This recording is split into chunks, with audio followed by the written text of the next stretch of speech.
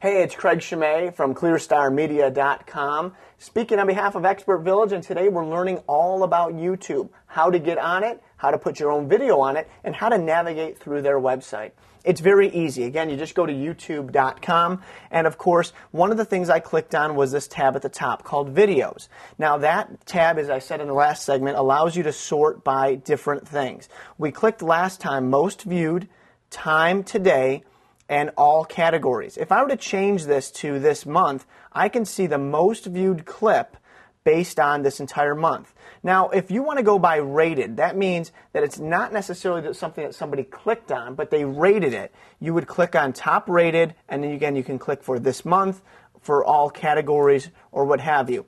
Most discussed. People are able to give comments about your video. They might say, I love this video, give me more. Or you have a horrible opinion on this, and they can type in and give a comment about it.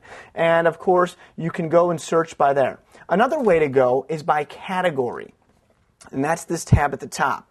You can search by different categories. Let's say you really want to learn about gadgets and games, or political news and politics. Well, you can easily click on that, and you'll get information. Some things might be serious, some things might be a joke, but all in all, you have to look at it and decide if it's something you want to watch. It might even be stupid. It might be insulting, revolting.